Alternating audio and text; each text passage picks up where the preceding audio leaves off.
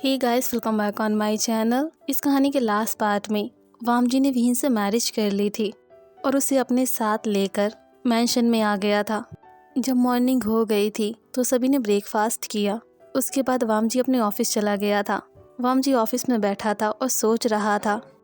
जब मैं अपने ऑफिस का वर्क कर रहा था तो मुझे ब्रदर ने कॉल किया और मुझसे कहने लगे, वामजी तुम्हें पता है अभी मैंने अंकल से बात करी थी तो अंकल ने मुझसे कहा कि मैं मेंशन में आके रह सकता हूँ और साथ में जी भी। ये सुन के तो मैं बहुत ज़्यादा खुश हो गया था और मैं ये भी समझ गया था कि वो लेडी यहाँ क्यों आना चाहती है। जब मैं ऑफिस का वर्क कर रहा था तभी मुझे लगा कि कोई पर्सन मेरे रूम में आ रहा था।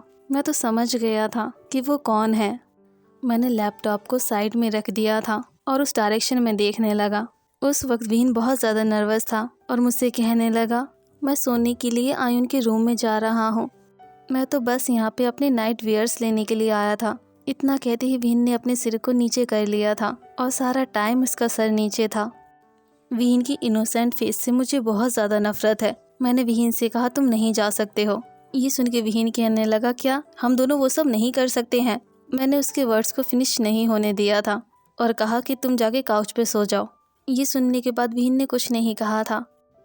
मैंने विहीन को फ़ोन दिया और उससे कहा कि तुम किसी को भी कॉल नहीं कर सकते हो। अगर तुम्हें किसी को कॉल करना है तो तुम अपनी सिस्टर को कर सकते हो, अपने ब्रदर को कर सकते हो और अपने हस्बैंड को। ये सुन के विहीन ने अपने सिर को हाँ में हिला दिया था। विहीन ने अपना पिलो लिया और काउच की ओर चला गया था। मुझे पता है काउच बहुत ज़्यादा अनकंफर्टेबल है, लेकिन विहीन तुम तो ये डिज़र्व करते हो। जब मैंने विहीन की तरफ देखा तो विहीन ने अपनी आइज़ को क्लोज़ कर लिया था। ये सब देख के तो मुझे बहुत ज़्यादा अजीब लगा था कि विहीन ने फाइट बैक नहीं किया था और ना ही मुझसे कुछ कहा। मुझे पता है विहीन इतना भी ज़्यादा इनोसेंट नहीं है, कुछ ना कुछ प्लानिंग ज़रूर कर रहा होगा। जब विहीन सो गया था उस वक्त मैं विहीन की तरफ देख रहा था। तब मैंने नोटिस किया था कि विहीन की आंखों से आंसू गिर रहे थे। उस वक्त विहीन का फेस बहुत ज़्यादा इनोसेंट लग रहा था और मेरा हार्ट तो मानने को तैयार ही नहीं था कि विहीन किसी को हार्म भी कर सकता है।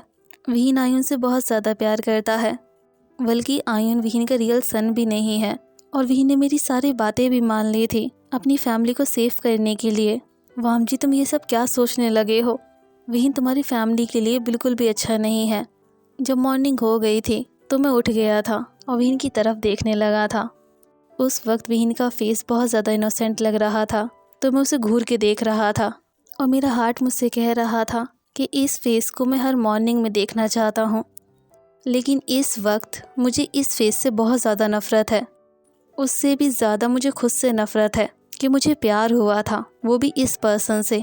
मैं तो वॉशरूम चला गया था और जब फ्रेशअप होकर बाहर आया तो मैंने विहीन को देखा।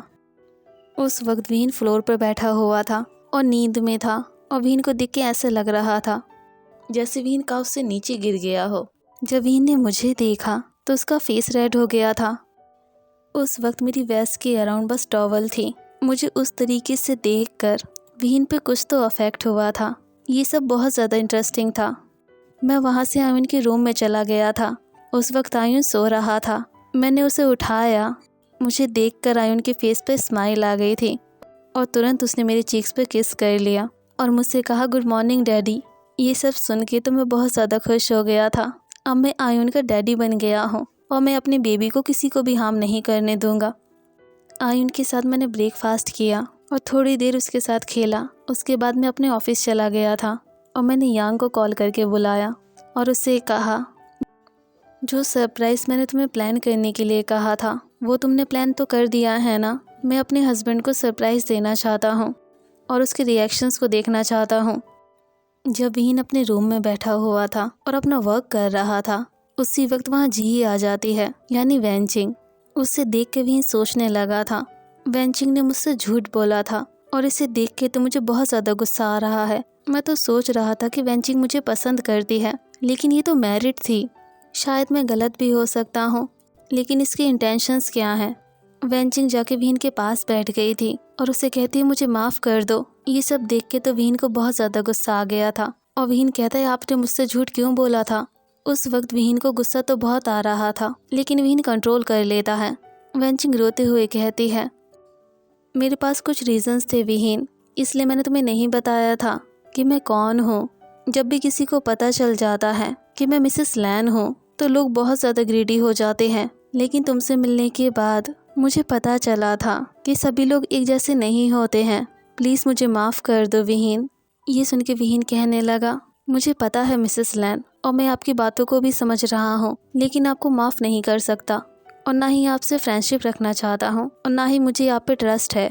हम दोनों के लिए अच्छा होगा हम डिस्टेंस को मेंटेन रखें। वेंचिंग कहने लगे, ऐसे मत कहो विहीन। मिसेस लैन तो मत कहो ना, मुझे जी ही कह सकते हो। इस बात पे विहीन रिप्लाई तो नहीं करता है। वेंचिंग कहती है, मुझे फोर्स किया गया था कि मुझे सिचन से मैरिज तो करनी ही होगी। विहीन में एक ऑफन हो और एक होटल में वर्क कर रही थी। वहीं मेरी सिचन से भी मीटिंग हुई थी। जब उन्होंने मुझे पहली बार देखा था तो मुझसे प्यार करने लगे थे। उसके बाद उन्होंने मुझे फोर्स किया कि मैं उनसे मैरिज कर लूं। मेरे पास तो कोई भी चॉइस नहीं थी तो मैंने मैरिज कर ली। प्लीज़ मुझे माफ़ कर दो विहीन और मुझसे फ्रेंडशिप कर लो। वेंचिंग को रोते हुए देखकर विहीन सोचने लगा था, दोनों ब्रदर एक जैसे हैं, लोगों को फोर्स करते हैं।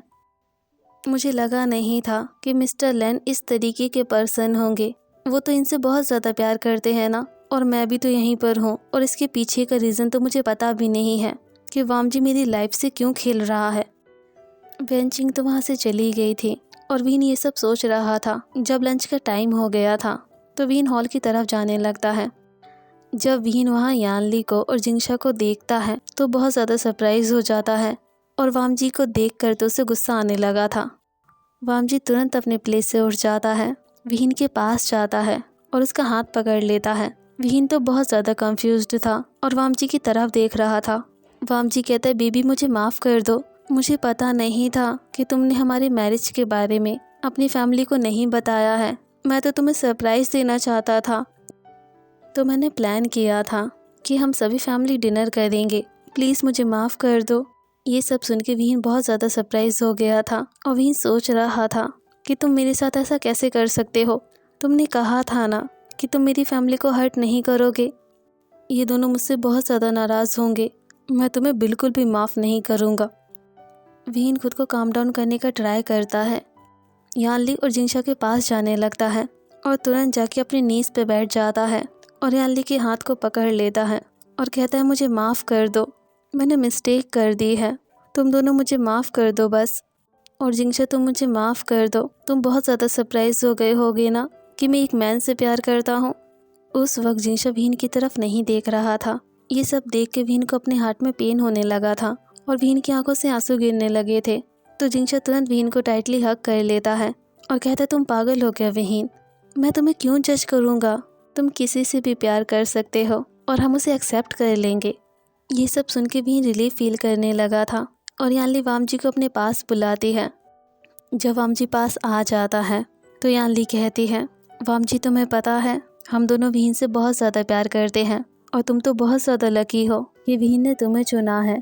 विहीन हमेशा दूसरों के बारे में सोचता है और तुम हमेशा विहीन के साथ रहना और उसे प्रोटेक्ट करना। वामजी तुम विहीन से प्यार तो कर पाओगे ना। वामजी कहता है, मैं विहीन से बहुत ज़्यादा प्यार करता हूँ और सारी ज़िंदगी करता रहूँगा। इतना कहते ही वामजी विहीन की तरफ देखने लगता है और विहीन सोच रहा था, इसकी आंखों में कुछ तो इमोशंस हैं जो मुझे समझ नहीं आ रहे। विहीन ने यानली से कहा, शीजी आप इतनी टेंशन मत लीजिए, मिस्टर लैन ने हमें एक्सेप्ट कर लिया है एज अ फैमिली। उसी वक्त वहाँ अंकल आ गए थे और यानली और जिंगशा से कहते हैं, आप दोनों हमें लंच पे ज्वाइन कीजिए ना। जब सभी टेबल पे बैठे हुए थे तो वहाँ सिचैन आ जाते हैं और साथ में जीही को देखकर यानली सरप्राइज हो गई थी और वेंचिंग कहती है तो विहीन यानली का हाथ पकड़ लेता है और यानली से कहता है, मैं आपको बाद में बता दूंगा।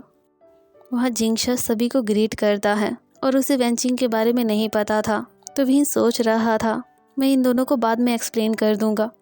तभी विहीन वामजी की तरफ देखने लगता है। वामजी उस वक्त आयन को फीड करवा रहा था। ये सब देख कर विहीन के फेस पर स्माइल आ गई थी। जब सभी ने लंच कर लिया था तो जीही आयुन के पास आ जाती है और कहती है, आयुन तुम मेरे साथ खेलोगे क्या? और आयुन कहता है नहीं। उसके बाद हम सभी आयुन के रूम में बैठे हुए थे। यानली और जिंगशा आयुन के रूम देख के बहुत ज़्यादा खुश थे। जब सभी आयुन के रूम को देख लेते हैं तो यानली विहीन से कहती है, मुझे बताओ ना विहीन, ये तो वेंचिंग थी ना, यहाँ सभी उसे जीही क्यों कह रहे थे? वो सच में सिचैन की वाइफ है क्या? ये सब सुन के जिंगशा बहुत ज़्यादा कंफ्यूज्ड था और दोनों विहीन की तरफ देख रहे थे। जब विहीन दोनों को सब कुछ बता देता है तो जिंगशा कहता है, मैं तुम्हारी बातों पे बिलीव नहीं करता हूँ विहीन। मिस्टर लैन ये काम नहीं कर सकते हैं। वो तो बहुत ज़्यादा काइंड पर्सन है। मैं उनके साथ 3 साल से काम कर रहा हूँ। वो दोनों एक दूसरे से प्यार करते थे। उसके बाद उन दोनों ने शादी करी थी। एक बात मुझे समझ नहीं आ रही कि मिसेस लैन ने तुमसे झूठ क्यों बोला विहीन। यान ली कहती है, मुझे लगता है जिंगशा सही कह रहा है। हमें किसी भी पर्सन को जज नहीं करना चाहिए जब तक कि हम उसके बारे में सब कुछ ना जानते हों। और विहीन, तुम्हें अपना ध्यान रखना होगा। विहीन अपने सिर को हाँ में हिला देता है। जिंगशा विहीन से कहता है, पता नहीं विहीन कि आगे जाके फ्यूचर में क्या हो, और शायद तुम्हें अपने खड़ूस से प्यार हो जाए। और मुझे तो अभी तक बिलीव नहीं हो रहा कि तुमने मैरिज कर ली है। इस बात पे विहीन कुछ भी नहीं कहता और विहीन सोच रहा था, प्लीज़ मुझे तुम दोनों माफ़ कर दो। मैं तुम्हें नहीं बता सकता हूँ। जैसे तुम समझ रहे हो वैसा कुछ भी नहीं है। वामजी मुझसे प्यार नहीं करता है। जब विहीन ये सब सोच रहा था तो जिंगशा की तरफ देखने लगता है। उस वक्त जिंगशा बहुत ज़्यादा कंफ्यूज्ड था। तो विहीन हंसते हुए कहता है, तुम जेलिस हो रहे हो क्या जिंगशा? मेरे पास एक हस्बैंड है जो बहुत ज़्यादा हैंडसम है, और तुम इतनी चिंता मत करो। मैं तुम्हारे लिए भी एक हस्बैंड ला दूंगा जो तुम्हें हैंडल कर सके। ये सब सुन के सभी हंसने लगे थे। जब मॉर्निंग हो जाती है तो वामजी अंकल के पास जाता है और अंकल से कहता है, अंकल हमें ब्रदर को और सिस्टर इन लॉ को कहीं ट्रिप पे भेज देना चाहिए। इस बात पे अंकल मान जाते हैं। जब ये बात जीही को पता चलती है तो जीही तो बहुत ज़्यादा कंफ्यूज्ड हो गई थी। उसे कहीं भी नहीं जाना था लेकिन वो मना नहीं कर पाती और वामजी को पता भी नहीं चलता। और 1 हफ्ता निकल गया था। वामजी अपने वर्क में बिजी रहता लेकिन आयुन को कभी नहीं भूलता और साथ में विहीन को परेशान करना। वामजी ने विहीन को बहुत से वर्क दिए हुए थे, जैसे डस्टिंग करना और क्लोथ को वॉश करना और उन्हें अरेंज करना। वामजी विहीन के वर्क में कोई ना कोई कमी निकाल लेता और विहीन पर गुस्सा करने लगता। लेकिन विहीन कभी भी अपोज नहीं करता और न ही वामजी से आर्ग्यू करता। विहीन तो बस होप कर सकता था कि उसे एक दिन आज़ादी मिल जाए। वामजी की हेल्प से विहीन आयुन के पास जाता है। विहीन कहता है, आयुन तुम्हें सोना नहीं है क्या? आयुन कहता है, मुझे नहीं सोना, अभी तो डैडी भी नहीं आए हैं तो मैं नहीं सोऊंगा। ये सब देख के विहीन सोच रहा था, आयुन तो अपने फादर से बहुत ज़्यादा प्यार करता है और वामजी भी आयुन से बहुत ज़्यादा प्यार करने लगा है। तो विहीन आयुन से कहता है, तुम्हें तो पता है ना आयुन, अभी फादर अपने वर्क में बहुत ज़्यादा बिजी हैं तो उन्हें आने में लेट हो जाएगा। अगर तुम उनसे मिलना चाहते हो तो मुझसे मॉर्निंग में भी तो मिल सकते हो ना। ये सब आयुन समझ गया था और विहीन की बात को मान लेता है और सो जाता है। जब आयुन सो गया था तो विहीन अपने रूम में चला जाता है और वामजी के क्लोथ्स को प्रिपेयर कर देता है जो उसे कल पहनने थे, और जाके काउच पे लेट जाता है। और विहीन की आंखों से आंसू गिरने लगे थे और विहीन कहता है, मुझे नहीं पता कि वामजी मुझसे क्या चाहता है और मेरे साथ ऐसा बिहेव क्यों कर रहा है। मैं उससे पूछना चाहता हूँ कि मैंने क्या गलत किया है, लेकिन मुझे पता है अगर मैं उससे कुछ भी पूछने जाऊँगा, एक तो वो मुझे कुछ नहीं बताएगा और गुस्सा अलग से करने लगता है। जब वो वामजी से नहीं मिला था तो वो अपनी लाइफ में बहुत ज़्यादा खुश था। ये सब सोचते हुए विहीन सो गया था। जब वामजी वापस आ जाता है तो आयुन के रूम में जाता है और आयुन के फॉरहेड पे किस कर लेता है। जब वामजी अपने रूम में जाता है, विहीन काउच पे सो रहा था। विहीन की ब्यूटीफुल फेस को देखकर वामजी रुक गया था और विहीन को घूर के देखने लगता है। तभी वामजी की नज़र विहीन के हाथ पे जाती है जहाँ पर जलने का निशान था। ये सब देखकर वामजी को बहुत ज़्यादा हर्ट हुआ था। वामजी तुरंत विहीन के पास जाना चाहता था। वामजी विहीन के पास जाना चाहता और उसके पेन को उससे दूर करना चाहता, लेकिन वामजी अपने हार्ट को समझा लेता है और खुद से कहता है, मैं तुम्हें कभी माफ़ नहीं कर सकता विहीन। तुमने मेरे ब्रदर को बहुत ज़्यादा हर्ट किया है। ये तो एक बैटल है, इसमें कोई ना कोई तो हार्म ज़रूर होगा। वामजी ये सब सोच रहा था और अपनी कबर्ड के पास जाता है। वहाँ से ब्लैंकेट को लेता है और विहीन को कवर कर देता है। ये सब करके वामजी बहुत ज़्यादा कंफ्यूज्ड था। उसे समझ ही नहीं आ रहा था कि उसने ये सब क्यों किया। वामजी विंडो के पास जाता है और स्टार्स को देखने लगता है। जब मॉर्निंग हो गई थी तो वामजी उठ गया था और विहीन को देखने लगता है। उस वक्त विहीन रूम में नहीं था। विहीन ने वाम जी के सारे काम कर दिए थे और रूम से बाहर चला गया था और वाम जी 1 घंटे में रेडी भी हो गया था। जब विहीन और आयुन दोनों बात ले रहे थे तो आयुन कहता है, मुझे आप दोनों के साथ घूमने जाना है।